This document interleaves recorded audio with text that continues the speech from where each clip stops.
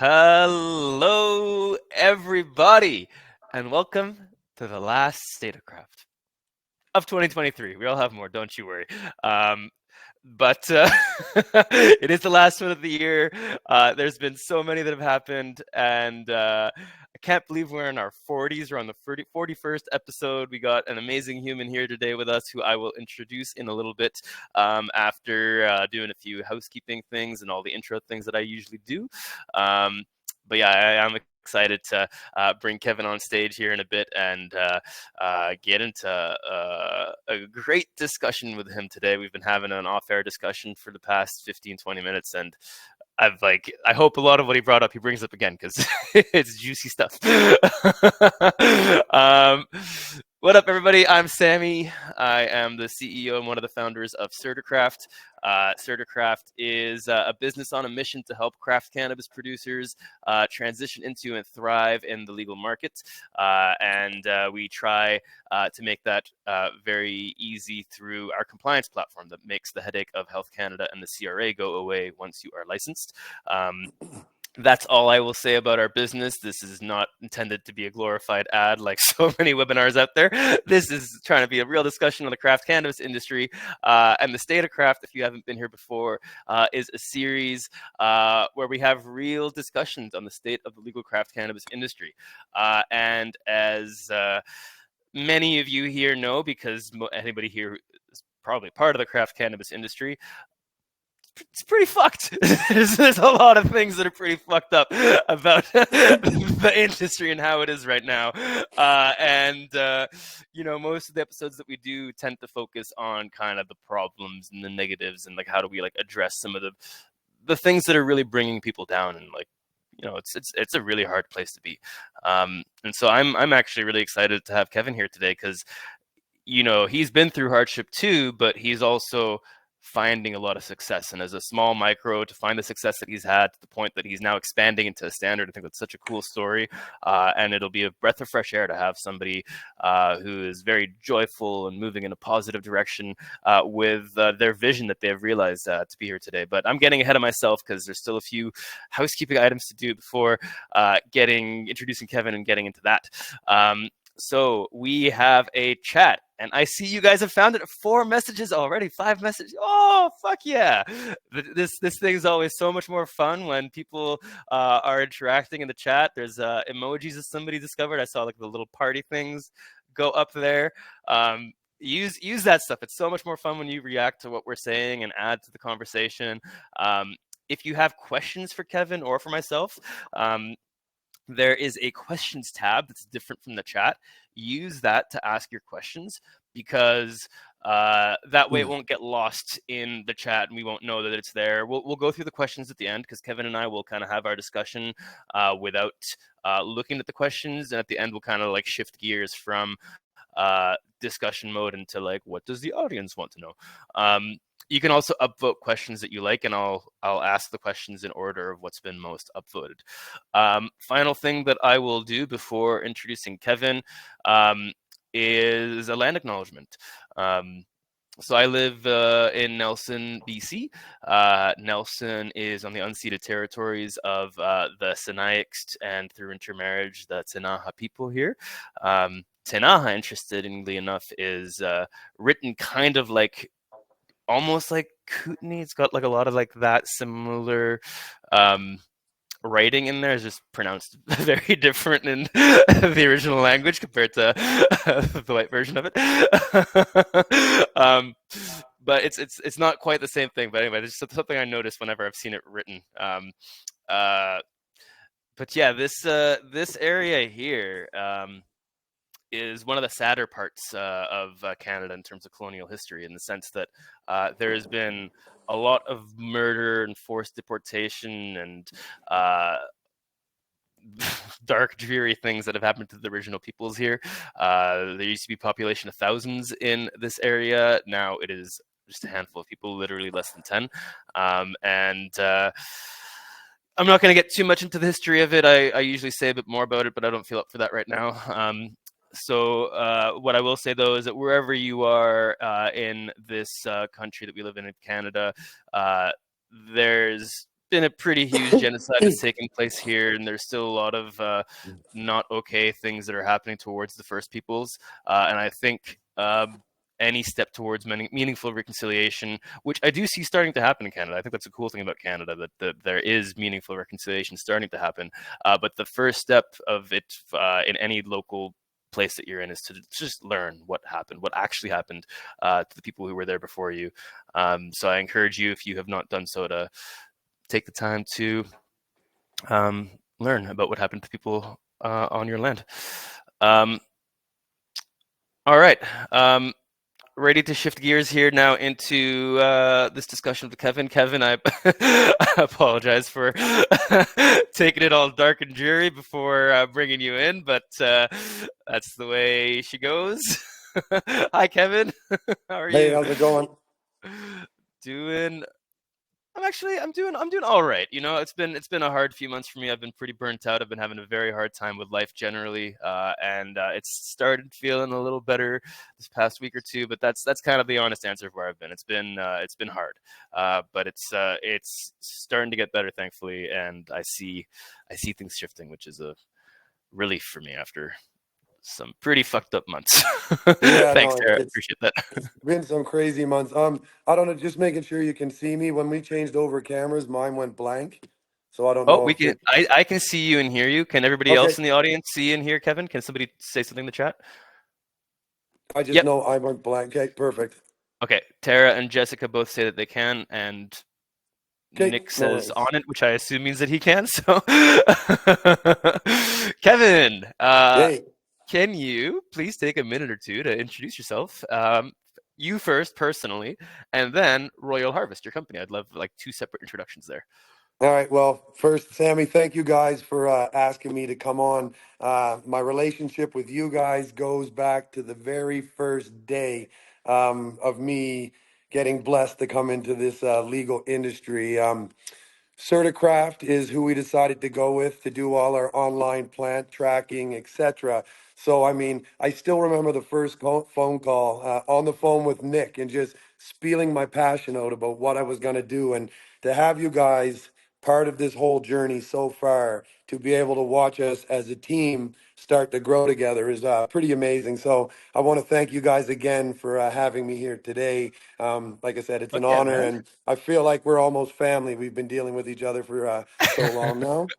Uh, but a bit about Thanks, Kevin. myself, a bit about myself at the same time, Sammy.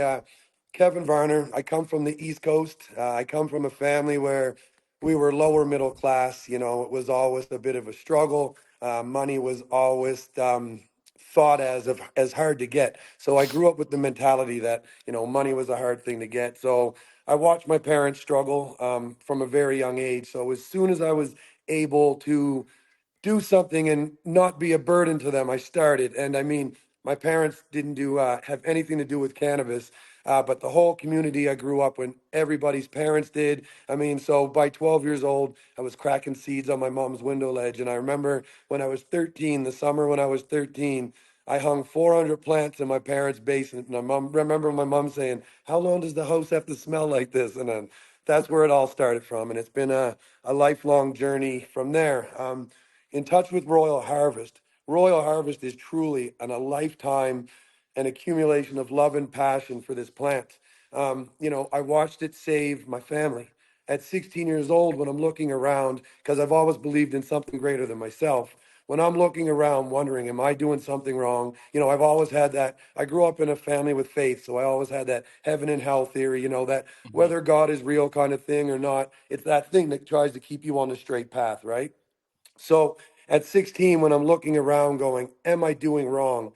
And I'm watching me as a 16-year-old kid help families feed themselves and everything else. I always believed in the good as well. I grew up with a bunch of hippies that would make the craziest medicines and everything. So I knew the importance of this plant then. And I mean, from then it has been a lifetime of craziness, but it's all been for a reason. So Royal Harvest, when this opportunity came and it was in the process of it happening, I was trying to think of names and names.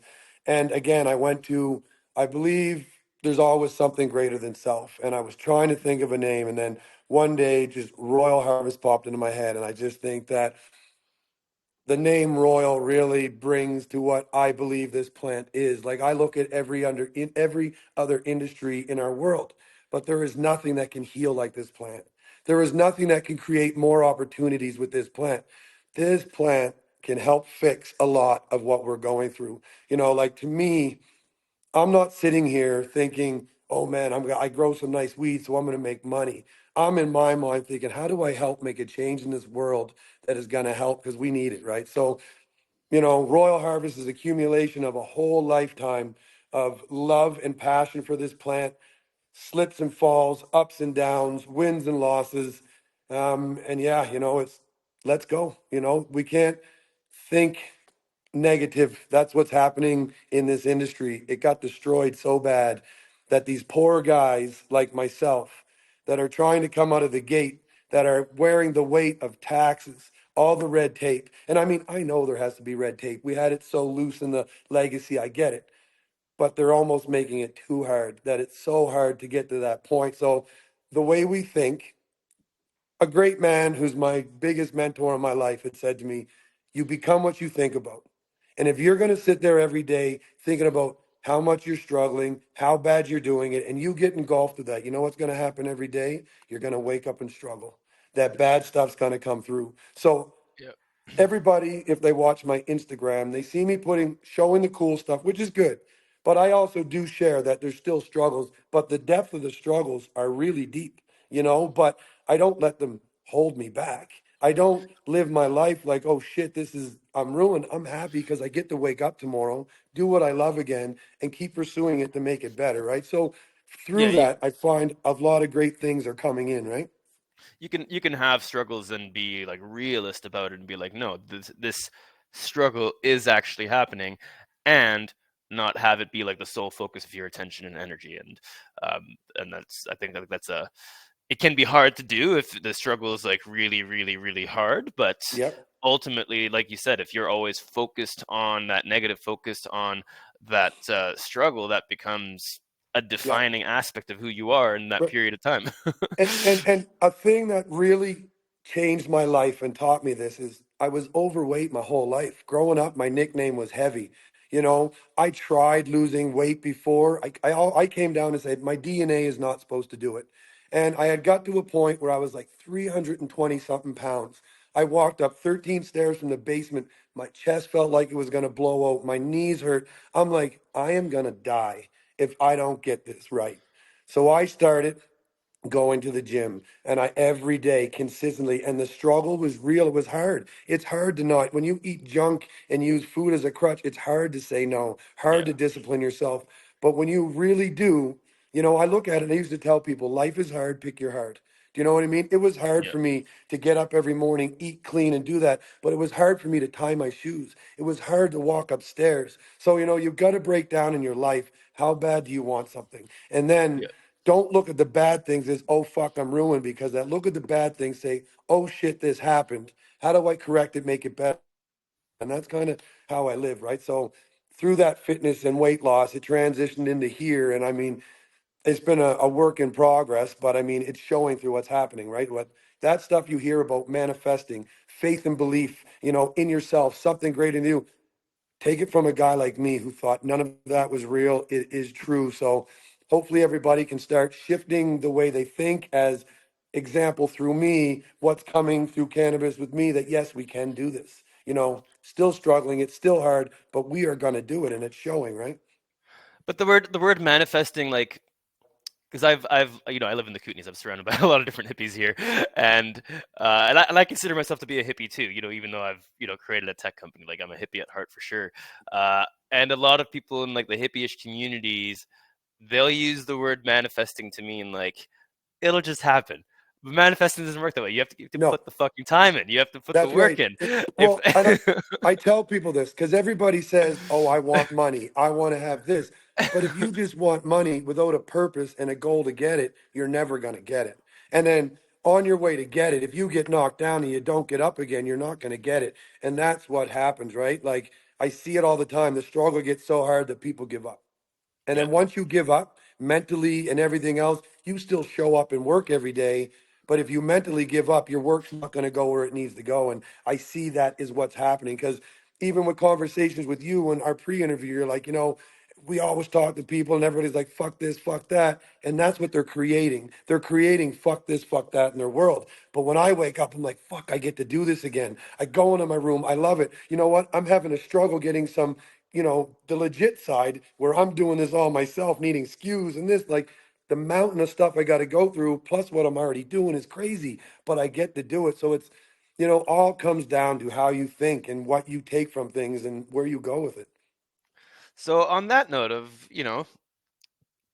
creating positivity by thinking positively, having this positive vision that you put your mind to and you set out to achieve, and not letting the negatives bring you down even though they are there, and you're real about them being there, and doing things to address those negatives to make sure that they don't Yeah. actually bring you down.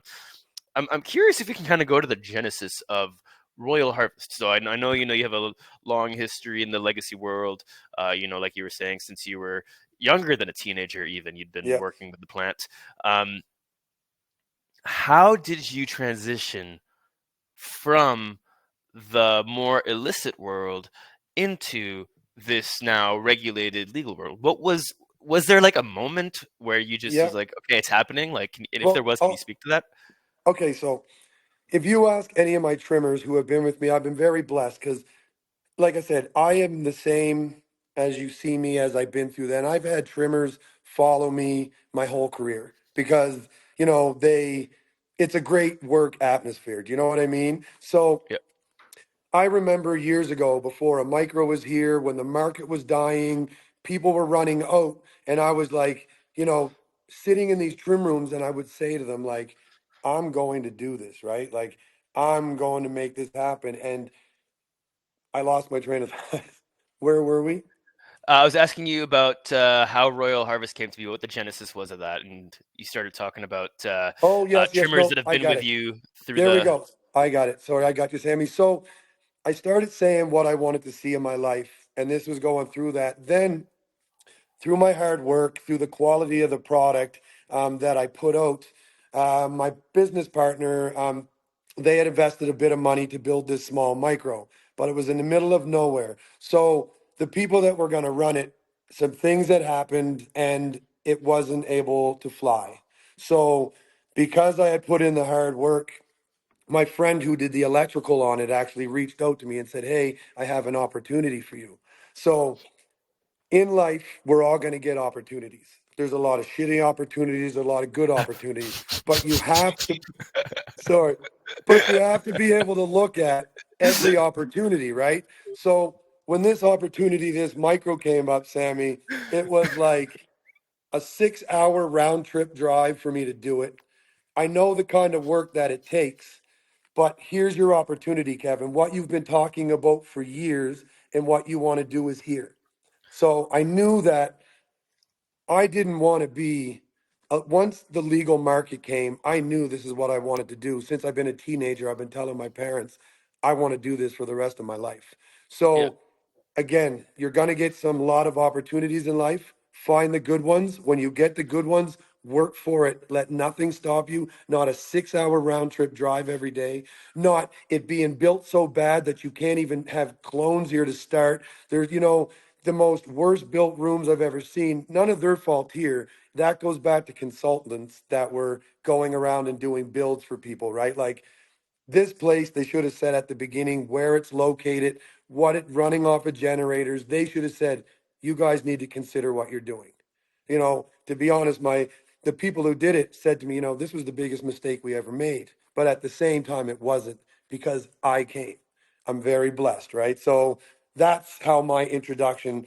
I've been wanting to be in the legal or do something with this since I've been 12, 13 years old. So to have the opportunity, that shot, that micro, I didn't give a fuck if I had to drive 12-hour round trip. I would have did it. Do you know what I mean? It's like, how bad do you want it? And then once you know what you want to do, figure out a way to do it and create your own lane. No one's going to give it to you. No one's going to make it happen for you except for you. And that's what I'm doing. I took that opportunity and just ran with it, right? Cool. So you took that opportunity. I know you had like a lot of challenges at the start with genetics that you received that were not what they were advertised to be, and just things kept going wrong. Yeah, Like you're saying, the building was shoddy. You can't actually like do what you want because of infrastructural yeah, challenges. And despite all that, you now find yourself in a position where not only have you found commercial success, but it sounds to me like you found enough commercial success that you can actually take things to the next level. Can you maybe speak a bit to like that journey from this like um what's the cards that you were dealt that yeah, absolutely. that your average person in this industry would say that's bullshit, Yeah, and yeah. you said, you So, know what, it's an opportunity, I'm going to make it happen. yeah, And like, can you speak absolutely. to that journey and where you are today through Yep, that process? absolutely. So there has been so much to work through. The first thing is right off the bat was a 3 hour one way drive, 3 hour drive back, and work 6 to 12 hours. I'm telling you, that is. I used to do this back road, logging road, with snow so deep. I've blown out tires and blizzards. Like it was almost, like I said, that alone was a challenge. Then when you get to the micro, Wait, we're wait, run. sorry. I'm just gonna pause you there for a moment. Are you doing this drive every day, or are you like sleeping I somewhere won't listen. near? For the first year till pretty much now, I was. My life had changed. Like I said, we go through struggles. Um, I went through a separation when this started. People don't realize the struggle. So not only these drives and all this battling through a separation, is hard. You got to come down to really don't let anything stop you, right? So Yeah, I made that drive for a long time. Since that happened, I've been staying, like, I'm staying more on location at the micro now. But the thing is, I'm busier elsewhere now. So now it's a 3 hour drive to get elsewhere from here. Like, for instance, I had to meet at the standard yesterday. So I watered last night at the micro till about 10, got up at 3 a.m. in the morning, drove 3 hours to the standard, had my meetings, did all that, finished my other business, 3 hours back to the micro, work this morning. I'm up here on an interview with you, and then it's work again when I'm done, right? So it's those kind of things you have to do. So back to the drive. Okay, so then we get to the generators and the build. Generators were here. They ran them on a medical one for a while. They had so many miles on them. It's been a battle trying to keep them going, even with two of them. Then you move into the micro. You could tell when they built this, it was just get it done, get it up, and that is it. From anything from not enough rooms thought about for build. There was just two little shoddy flower rooms, and that's it. There was no thought of clones, pre-starts, anything. So um, the exhaust systems were wrong. The insulation was wrong. There was just a battle trying to put this together, like getting the climate under control, because you have to have your climate dialed. So it took me 8 months and trying to make money in a market that you're not making great money to do all this stuff, right? yeah. Then also in the beginning, I had ended up meeting a fella who was a breeder. I was going to give him an opportunity, and I ended up getting some genetics that weren't right. Some stuff went sideways, and it turned into something it wasn't supposed to be. And it cost me a lot of money at the end of the day. But keep going forward, get through that shit. Once we got through that and I started getting the environment under control, the product started getting better. I'm being honest, my first two rounds that I cut, I didn't even put it to market right away because I was like, I can't put this out, from all the environment conditions. It was good, but it wasn't what I was used to doing. But when we let it go, I couldn't believe the reception it got. I was like, wow, that's a blessing, right? So Yeah. stay with it.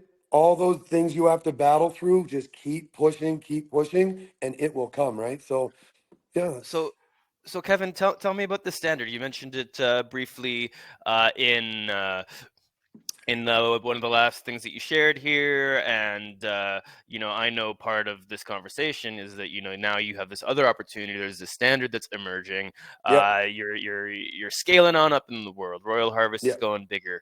yep, I don't know anything about this standard beyond that. I don't know if this is something that you created, if it's another opportunity of, oh, here's another group of people who built a facility and they just don't have the right people, so they've asked you to join. Like, can you explain like how this standard came to be and what the yep, vision is with this? yep. So, this standard at first, when I first came onto my radar, someone else was looking at it for a different reason. and they had approached me about, hey, would you be interested in maybe taking a room or a couple at this place, et cetera, et cetera. And yeah, that could be a good idea. But that person, it didn't pan out to what they were going to do.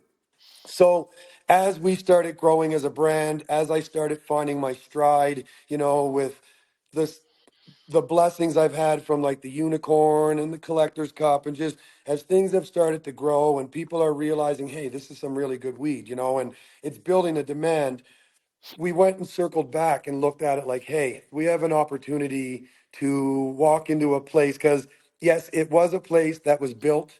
And unfortunately, because of the market, because it got flooded, where people think that when this first started, everybody thought money grew cannabis. People are spending millions and millions and millions and millions on these buildings when I could have literally walked in, did it on a low budget, had it right anyways, and put out high end gear. So unfortunately, it's like the golf courses. Most guys that build golf courses go broke. The second guy comes in, finishes it, and make money. So unfortunately, what we're getting ready to see in our industry is all those guys that came in and dumped money thinking that that grew weed, leaving the industry, and people like myself and beyond being able to be blessed enough to come into these opportunities. So that's what that is. We circled back, we looked at this standard and said, would this fit what we were going to do? It checked every box. We looked at what we're paying at the micro for bills, what it costs being in the middle of nowhere, running off generators, the issues of them shutting off. And when we balanced out what this was costing us, and then what it would be after everything is said and done for our new opportunity, we decided that our best bet is to shift into that opportunity. And that's where we are today, getting ready. And we're doing it smart. It's not like we're walking in and just boom, here we go. One step at a time. We're walking into it room at a time. But the great thing is, I'm very blessed for my program. I've tried everything my whole life. I used to be like a scientist, mixing so much, trying so much. I've done every different style that you can imagine.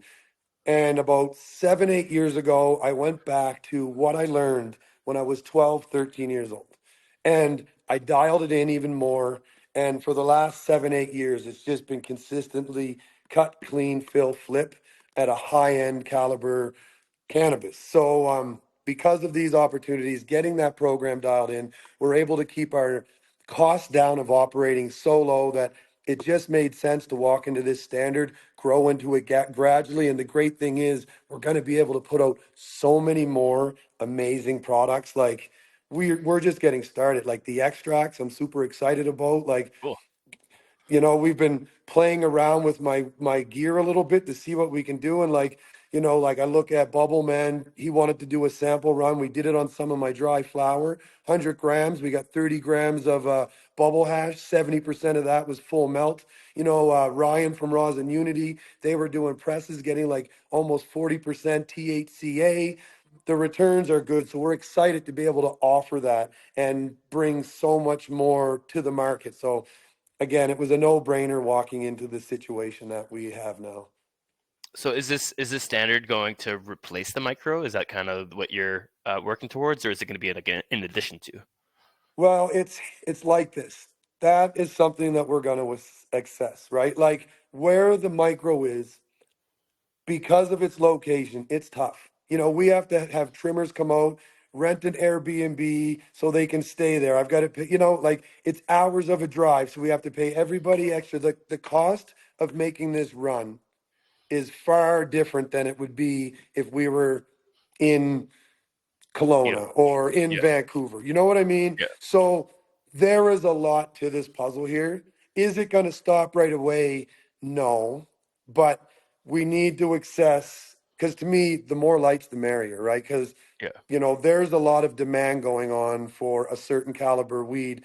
My goal first is Canada, is to make sure that we're elevating this industry in Canada first. So everybody else in this industry, every other grower, every store, bud tender, CertiCrafts, everything starts to elevate. So we're able to bring value back to what we're doing.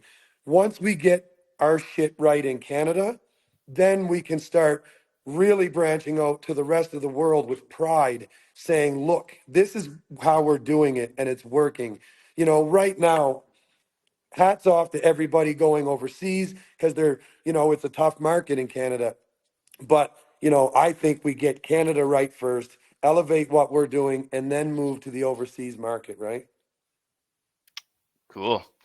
What's the timeline like for the standard? Is it already We will have operating in any kind of way? Is it a future thing? we'll have probably be cutting my first room there the end of February. We're rocking and rolling. Pretty soon then, man. That's exciting. That's exciting, Yeah, yeah, Kevin. we're not fucking around, man. It's like I said, you get opportunities in life. And Yeah. I mean, people see the fun stuff I do, but if you knew the juggling we were doing and what I had to go through, and I mean, it's how bad do you want something, Yeah. And the good thing is, Yeah. in life, everything has a pie, and there's enough pie for everybody to eat, but it comes down to how bad do you want it and how big of a piece of pie do you want. Like I said, again, for me, I'm not chasing money and stuff. This is a tough industry, but I know it'll come. My vision in my mind is making a real difference in the world. So that's my focus. And to do Yeah. that, you need to, and I see it happening. Like I went from this impossible situation to a standard. Then I'm going to be able to touch even more people and communicate through more people, get that product to them. And through that, we keep growing. And then, I want to reflect back to where I said, make a difference in the world. Hats off to the Canna Winter clothing drive we just did. 10 of us producers, as well as like stores, the RCC, Canna reps jumped on. We had 45 stores as drop off locations. Our first year, we did over 2,500 articles of winter clothing to donate to each community they were donated in. So, I mean, Fuck yeah. that's just the first one. So that's the kind of stuff that I'm concentrating on. I know what I can do with the cannabis. To me, it's like, how do we start creating better ways to fix this fucked up world we got ourselves in? Like, whatever's been going on is wrong. If you look at Yeah. it, look at our world, look how our kids think now, just the greed, the envy, everybody's watching everybody else and wanting to achieve this, do this, be better than, get in your own lane. Focus on your fucking lane and what you're going to do, and you're going to make shit happen. Once you start looking everywhere else and worrying about this one and that one, you're going to go sideways, right? Especially in a world that like has enough to support everybody.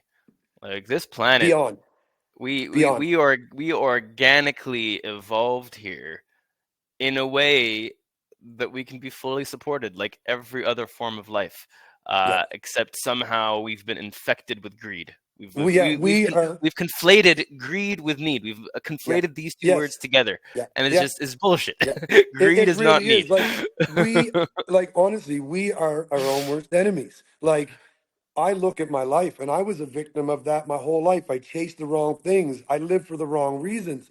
But when I got right with myself, I owned my bullshit. I owned my lies. I owned who I was. I figured out, what cannabis is my gift, but my purpose is so much more. When I aligned all that up with a die-hard fucking work ethic that nothing will stop me from doing what I want to do, you know, capitalize on the opportunities that I've been given and get up every day, no matter how hard it is, and make it happen. Like it has been so rough that my dad passed away last summer. I wasn't even able to afford to go back to his, or it might have been the summer before, pardon me. I wasn't able to go to his funeral because I couldn't afford it. I'm watering my rooms, bawling. And I'm saying to myself, if I'm here today on my dad's funeral doing this, I will die before I do not make happen what I see. And when I tell you, I see making change in this world, helping change the way people think of this greed to how we, you know, make that thinking of healing, of growth, and through that, like I say, I use the clothing drive as a example. I have other projects brewing where we're going to do greenhouses in lower income communities and places that need it. So people can, that community can donate their time when it's harvest time. They all share the food because people can't feed themselves. You see more than ever people on the streets in tents. We all see it. It's not blinding. We see where it's going. So if we don't act now, me, you, everybody listening and beyond, if we don't act now and we keep this trajectory, we're fucked. So I want people to be able to look at me, what I've done, what's happening and what's coming, saying, you know what? We really can do it. We really can fix these problems that are happening in our world. So that's my mentality of what we're doing. And if we can transition everybody else, not even everybody, but a lot more with that mind frame, especially in this industry, because this industry is the newest industry. There's going to be the most growth in this industry when we get it right than anybody has ever seen in any industry in history. Like, this plant comes from the earth, it's going to give back to the earth, and I live with that mentality. I live with that focus and vision. And like I said, the world is opening up. The opportunities are coming. You become what you think about, right? And cannabis is interesting too. Like you talked earlier about how cannabis has the potential to really heal the world, and now in your most recent bit that you shared, you talked about some specifics about your relationship with cannabis and how you are using it to try to make the world a better place. And you focused a lot on the kind of the social side, but cannabis can also heal the environmental side of our planet. I mean, not the only reason, but one of the big reasons that cannabis was demonized and illegalized in the 30s, 40s, 50s was because of hemp. It was nothing to Yeah, do with the getting high part. It was all these companies, these capitalist corporate interests that were threatened by this natural fiber that grew way better than whatever they were using, whether it was wood, whether it was nylon that they were producing, was cheaper, was stronger, was way quicker to grow, and just threatened all of these big investments that they had. Like that was like one of the main components yeah, that led cannabis to be legalized. The other main component was racism. It was the yeah, Chinese people and the black people and Mexican people who were using cannabis, and racists throughout North America were like, "Fuck that, we'll get them deported by making this illegal." So those two things combined, racism and rich assholes who just yeah. wanted to like protect their own investments at the expense of everybody else. And Absolutely, so absolutely. and so with cannabis now being, shifting globally in terms of how it's perceived, there's still so much stigma to go through, Yeah, um, it's not. It's changing. yeah, It'll take a absolutely, while for it to go, but it is changing, absolutely, and and you're absolutely right. that's I think what I'm most excited about with this shift around cannabis and especially hemp. Like I was so stoked when I think it was 3 years ago when the U.S. finally legalized hemp, Yeah, and that's how it's not about like getting high. When hemp was made illegal, which you can't get high from, like no, no, that tells the no, picture that it's not about the quote unquote drug part of it. So absolutely, I'm and excited. I was just going to say, I totally agree with you on the hemp side. It's funny you say that, but I've also been in talks on some people that were trying to actually push some more hemp and get some big hemp fields going. Because I mean, we can do, hempcrete. There's like you can make so Totally, much man. through this, which is literally going to help eliminate some of the footprint that we put out through all those other industries that are totally just destroying our environment, right? So, And just for anybody watching this who doesn't know what Kevin referred to right there, when he said hempcrete, that's like this new uh, technological advancement in the world of hemp that's emerged, where uh, there's an equivalent of concrete being made out of hemp that is sustainable, unlike concrete, that is stronger than concrete, that's being used to build buildings, and it's actually stronger than concrete, which is just incredible. yeah. Um, And that's and what and we've been kind of looking at that, right? Like, so not just like I'm busy getting this side dialed in, and but we also are. We've been steady looking at options for hemp and everything else because, like you, we also got to fix our environment. We got to start forward thinking, like not for us, but for like our kids and our kids' kids and beyond. So to me, that's been a huge thing. I've also been working on the side as well as trying to bring the hemp in for more hemp farming and making it way more of a viable thing in this world and beyond, right? yeah, and I just want to see like all the industries that currently ravage ecosystems, destroy forests, cause desertification all around the world. Like all of those industries, I won't say 100% can be replaced by hemp, because there are certain people who actually do need wood for certain applications, but so much of what forests are used for today can be replaced by hemp. I'll call it 85%. 85% of what causes all these environmental disasters, at least on like the deforestation side of things, and the destruction of old growth and so on and so forth, all that can be replaced by hemp. And I just am excited to see uh, that. emerge, there's like a huge uphill battle there because there's trillions of dollars that have been invested into like the opposition, so to speak, that has Yeah. demonized hemp and cannabis and made it illegal in the first place.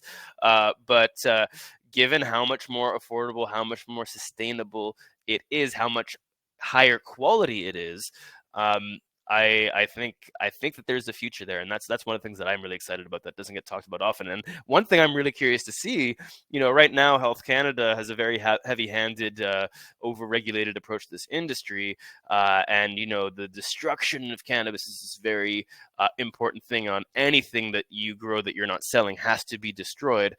I'm really curious to see if we can shift in a way where all the leftover plants across the myriad of facilities that exist across Canada, is there a way where we can like collect all that from everybody in the legal industry and turn that into fibers, make paper out of it? Like, I bet you that all of the grows across Canada, if we were to collect all the leftover material after the harvest, at least from the ones that aren't doing the permaculture thing, where they're doing regenerative farming and using their plants as input into their soil, that's like, bless all those people who are doing that. But for Yeah. the people who aren't doing that, could we like, can that replace Canada's paper industry? Well, I don't. it's kind of cool that you said that, because again, that's something else that I've been approached on and talked to about and is in talks, is actually collecting stock, everything else in mass quantities, so we are able to do that. I don't want to, can't touch too much on it because that I've been approached about it. It's not my thing, but there's a lot of cool things that are in the works and happening, and I love hearing you say this because I hear you say it and I know that actually the wheels are in motion on all of these things. So it's a great thing to see that, we are slowly educating people and things are changing, and hopefully the stigma and stereotype that we have to lift more, like, oh, you've got to destroy everything. Calm down.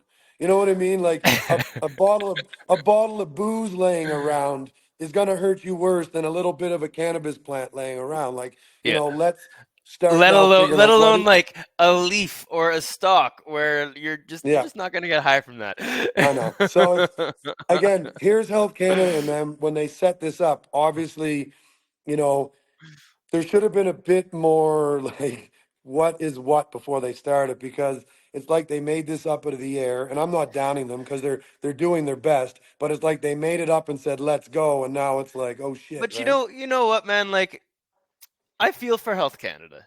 And you know why? Because they, from the start, from like well before legalization and throughout the whole medical systems that exist, they've been adamantly against cannabis. They have not believed in it. They do not want it. They want nothing to do with it.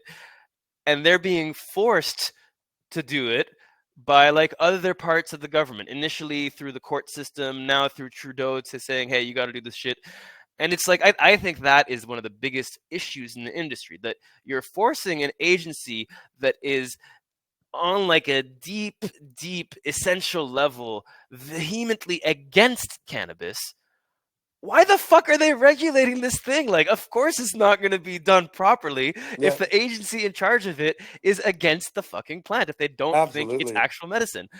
That's like the biggest like crime in the world of cannabis today, I think, that Yeah, like it's it's been almost given to this like, agency that doesn't want yeah, it's it. almost like taking your company and telling your competitor to handle all your business and how you get to market, right? So it's like, here you are, and it's like they're against everything you're trying to do, and they almost set it up that you can't do it. And I do, despite what I said there, I do think it's changing. I think there's a lot of people within Health Canada It who is are believe differently. After they've had a few years of like seeing a lot of people like you who are very passionate, and like they learn from them. Like, so I see that shifting. I don't feel that same 100%. necessary mentality that Yeah, there was at the start of like fuck you guys. yeah, But and it's still it's still yeah, a huge uphill battle. It it hasn't gone is. away. It is. It's Like just not as bad as it was. every industry like this needs that kind of govern on it to make sure that everything's getting done right, everybody's product's good. And again, they're trying their best in a brand new industry, and will all evolve. It's like with this stupid excise tax. You know what I mean? Like, it's going to be hard to ever get anything back from the government. I'm a realist on everything, right? But even if we start trying and keep going at it, if they loosen those kind of holds a bit, give us a little bit more room to make some money. They're going to make way more money allowing us to grow this industry instead of watching all of our brothers and sisters die out because we're being snuffed out so bad. If you're not running lean enough, if you have a bad crop, if you have any issue come up, the margins are so slim. I feel bad for these people. Like it could happen to anyone, right? So we need to find a way to breathe a little better. And if we keep pushing for it, keep advocating a bit, working with the Health Canadas, working with the CRAs, you know, it's not about, hey, my team is Royal Harvest. To me, my team is Health Canada, CRA, all my brothers and sisters that are growing weed, the stores, you guys, we are all a team. It's never going to go one person by herself because again, then we go back to where the world is right now. Ego and da da da. You're this one sole thing focused. No, let's concentrate as a whole, as a team to make this better. And through that, it's happening already. It is happening already, even since I've started. I think I got on the shelves last April. Since then, I see a change already, and it is a great, great feeling. I have a shirt um, from this like music collective in Vancouver when I lived there. What are they called? Cats Only Club was the name of the of the collective. They have this shirt where if you flip it up like this, there's a picture of planet Earth there and a message underneath it that says "Team Everyone, Team Earth." And I Yeah, just love that shirt so much. It's like this little hidden yeah. message. Just flip up your thing and it's there. It's cool. And everything you're talking about reminds me of that. And I Mm, felt like sharing that.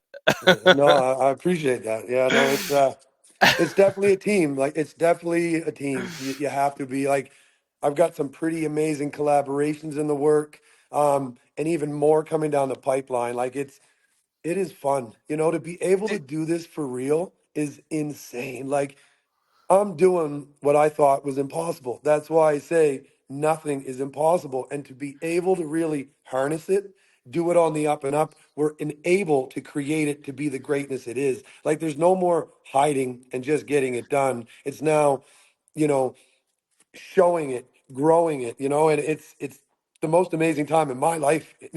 I'm so looking forward for even tomorrow because I get to be part of this industry. It's the best time in life right now because we get to control our fates. We get to start the ball in motion that is going to help change the world. Mark my fucking words. Cannabis is going to help make a difference in this world with you, me, everybody listening, and those that are going to catch up with how we're thinking because we will catch them up. It just takes work. I love the attitude, man. It's fucking amazing. It's beautiful to hear. I feel so similar to a lot of what you shared, man. Like our journey with CertiCraft been full of bullshit. It's been so hard. And when we started, it was like we started our company in a position where there was like I don't know, $70,000 or $80,000 of debt that had nothing to do with us.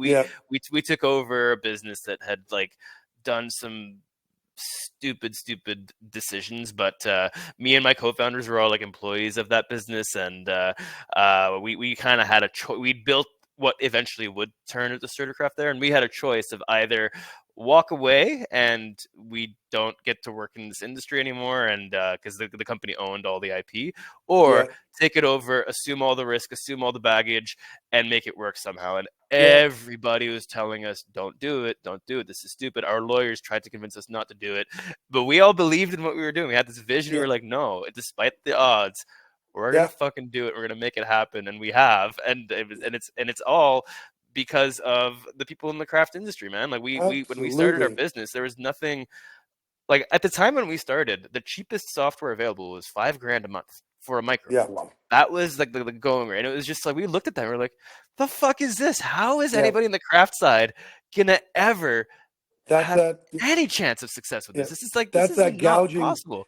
That's the gouging mentality that's going on from those that don't know cannabis, that don't understand how hard it is to put out a product, how much you got to go through, like the governance and then just gouging. And like for you guys to take that risk and still do it's amazing. I look at it like one incident here, like one of the strains that they were given that was supposed to be vetted, tested, tried and true when they went to find out the lineage, the person had said, I would never fucking run that. And the reply was, what do you mean? Everything was supposed to be vetted. Oh, no, don't worry. I go in the next day. No, listen to this. I go into that room. I'm running on generators. I get ready to start the fucking first day of week 5. I'm like, why wouldn't they run this in their spot? I start leaping and looking around. Hermy balls all over the whole room. So Man. week 5, running on generators, the time and effort put in, I had to cut that fucking room down in week 5. And at that point, it hurt and crippled so bad. It's like, is this it? Do we give up? You know what I mean? Like Yeah. this would bury us. But we decided, you know what? Suck it up, put in that little bit of change out of pocket again because you have to get through because you just been hit so bad. And we just kept pushing forward, kept rolling, and thank God I've worked through the kinks, got the the environment working better here, and now we're just smashing out a nice product, and it's only going to get better. I still say no one has even seen the caliber yet of what's coming. Once we get into this dialed in facility where the power's not going out sometimes 20 times in a round, well, we've got that dealt with, right? But those were some of the issues we were dealing with that everybody's going to get to see a real different caliber again soon. Like I said, end of February, March, it's going to be some pretty special stuff hitting. Fuck yeah, man. Um, so I've got one last thing I want to ask you about. Um, and then after that, we'll go to the questions and see what Jessica asked a question. We'll ask that question, then we'll wrap it up here. Um, you mentioned some collaborations that you got coming down the pipeline. Can Yeah, you speak to any of that? I'm really curious what you've yeah, got sure, I coming on your can. horizon. I'm sure, Ken. There is a lot of collaborations coming. There's a lot in the mix. A lot of, like, I'm very flattered. I'm very honored, humbled that I've made. For the first time in my life, I'm making friends. I lived a life that I stayed hidden. I stayed in shadows. I used to lie about who I was, what I did. I hated it. I'm so proud to be able to say who I am, be who I am, because like I said, I feel like my purpose is far greater than just going cannabis. So I'm blessed. So um, it is very humbling to have so many amazing people that I'm becoming friends with who are also very good at what they do, who are, some of the best in the world at what they do. So we're now all coming together and working in collabs. Like I have some breeding collaborations going on with some amazing breeders and more to come up. I have a few infused collaborations coming up. One, I'm going to be doing a fused collaboration with Alana at Dabble. That'll be pretty fun. We're just in the mix of doing some R&D on what's the best to get together. I'm also going to be working out there with the boys from Brindle Farms. Shout out to them. We're going to do an amazing another infused through them. I mean, they'll all be staggered at different paces, but we're going to complement each other's work. And I mean, I'm looking to hopefully move forward with a lot more collaborations in the future. My door's open to everybody and anyone. To me, it's about, again, the more we all can work together. There's no greed, envy, jealousy on my side for anything. I want the best for everybody. If I can help create a lane that's going to give everybody a better lane, I'm doing it. If I have to put something on my back, if I have to kick through a door so everybody can advance, I'm doing it. Do you know what I mean? So it's about let's come together. Like I'm not like, oh fuck, I need mine, I need Royal to be this. No, I'm gonna be the best me so I can put out the best product I can. So when other people are being the best them and they come to me and we bring our best together, you know what's coming. The best is yet to come. So there's a lot of collabs coming. There's a lot of great situations. Hey, to anybody watching, get at me. Let's do something. And again, it's not about. I'm not chasing this like, hey, more avenues of money. I'm chasing this like, hey, more opportunities to open more doors, to create more opportunities, to help elevate our industry, to get our respect back. You know what I mean? We have to earn the respect back. We're not just going to get it. We're not going to government say, fuck, here's some money off the excise tax. No, we got to earn it. We got to show them we can make this an industry that makes money properly. Like, we're going to make this country money. Like, another one of my goals is as this standard gets up and rolling, I'm thinking forward that I want a standard in every province so I can work directly with each province so we can make a game plan for the following year. But also by doing that, I'm eliminating my footprint. I'm no longer paying fuel and planes and vehicles to drive Yeah. from BC to the East Coast. I'm now employing people in each province. They're now getting more tax money into those provinces, will help creating more opportunities in those provinces. So as I said, I'm just getting just getting started. Like this Yeah. is just the beginning. I have so many thoughts and ideas, and what's happening right now, I kid you not, Sammy, I seen this 2 years ago. This is no bullshit. Everything that is happening when I got right with myself, knew what I was doing it for, knew who I was, got real with my bullshit, the world has opened up and it's coming in.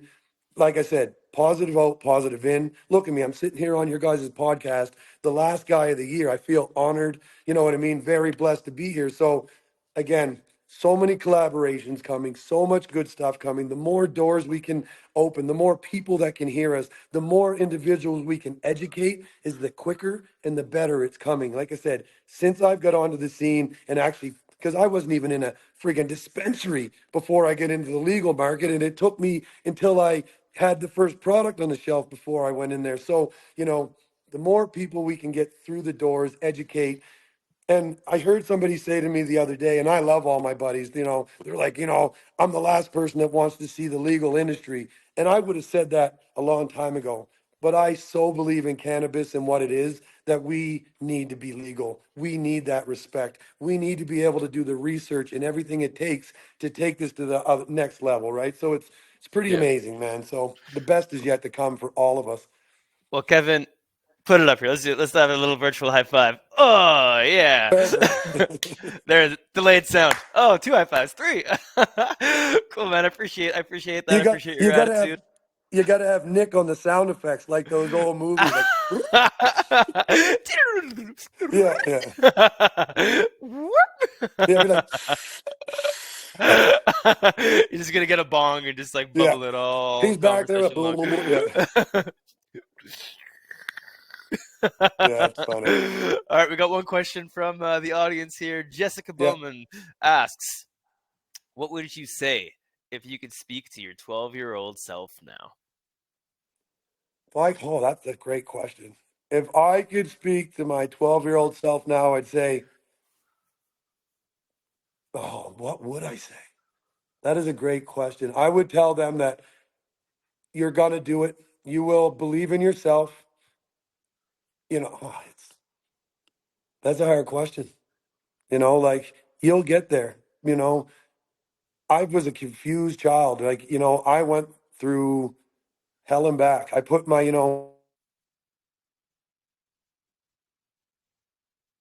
Uh-oh. Did I freeze or did Kevin freeze? Kevin did. Okay. No, I want to hear this answer.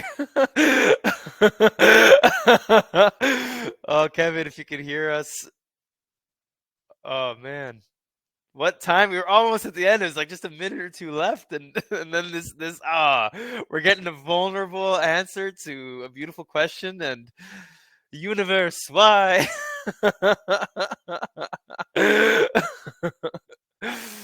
uh, um, okay, what I'm gonna do is I'm gonna kick Kevin off the call and bring him back in and see if that gets us working, Kevin. We're gonna remove this stream. We'll confirm that. And then I will invite Kevin back. Where is Kevin? Kevin Varner.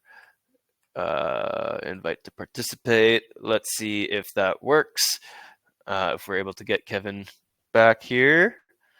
And just in case he doesn't in the next, I'll give him 30 seconds.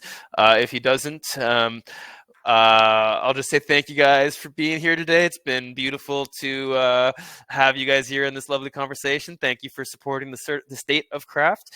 It's an honor to be able to have these conversations. I started this podcast 3 years ago, 2 years ago. I can't remember how long ago it was, because I was invited to kind of talk on a bunch of webinars for different companies, and every single one of them was like 10 to 15 minutes of like, well, no, there's one that was actually cool, but most of them were like 10 to 15 minutes of something interesting, and then just like a glorified ad for the rest of it.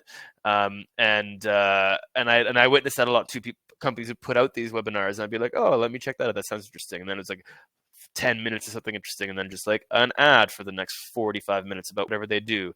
And it was like, I don't, why are we doing this? Like, I don't want to like be tricked into watching a like an hour long ad. Like, so we decided to create this thing as a space where we'd have like a very short ad right up front. CertiCraft hosts this. This is what we do. Blah blah blah. And then the rest of it was just like, let's just have real discussions. There's a lot of bullshit in this industry. There's a lot of things that are really problematic, and the only way that that I felt we could actually address those challenges was to have open discussions and have kind of that mix of, hey, he's Terry, back, he made it. talk about challenges. For some reason, the Wi-Fi dropped off at the house. I had to sprint to the shop to get on the Wi-Fi out here. Fuck. Well, there you have it. I'm glad I was able to, I was telling them about like why we started the State of Craft while hoping that you'd make it back in time in that Yeah, period. But yeah, that's I'll just finish up my thoughts there. That was the genesis of the State of Craft, and it feels so good to be 41 episodes in now and to keep having these discussions that each touch on different things.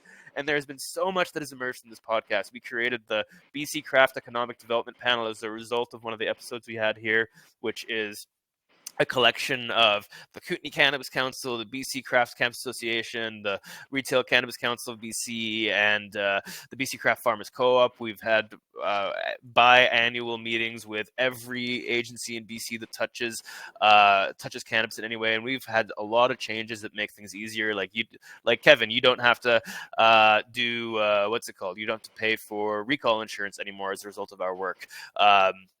And the reason we pushed for that is a lot of micros were being, if you had a processing license, you had to spend 50 grand a year on this recall insurance. And it was covering like millions of dollars in recall. That the minimum was $2 million, I think. And what that meant was the deductible was so high that it was always bigger than the actual recall.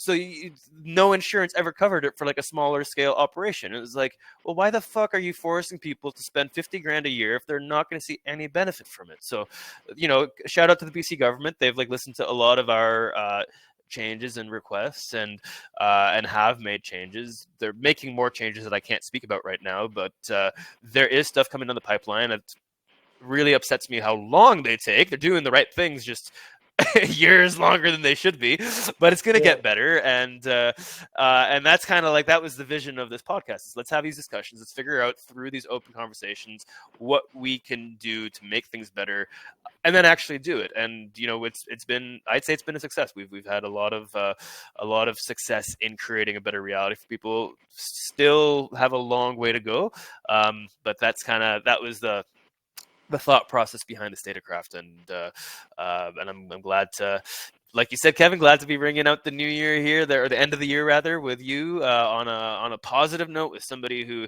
has just so much inspirational messaging to share. And now, without further ado, let's hear what you would tell 12-year-old you. I would tell 12-year-old me, don't ever give up on your dreams. Believe in yourself, work for what you want, and you can achieve it. It took me, it took me 46 years almost to make this start to happen. That's how long the learning process was for me. So at any point in your life, you can learn what I did way sooner. I would have probably told 12-year-old Kevin, figure it out sooner, because it has been the most craziest ride up and down. But, I would tell him, believe in yourself. You're going to make it. True faith and belief. And here we are. Here we are just getting started too. I feel like day one, like every day I'm so fucking excited. Like, let's go, right? So, very Let's blessed, fucking man. go. Yeah, very blessed. Fuck yeah, Kevin. Thanks for being here. Thanks for helping wrap up the year's State of Craft here with us. Thank you, everybody in the audience, for being here. We don't have a next State of Craft scheduled yet. I need a little bit of a break, but we'll have something in January. Yeah,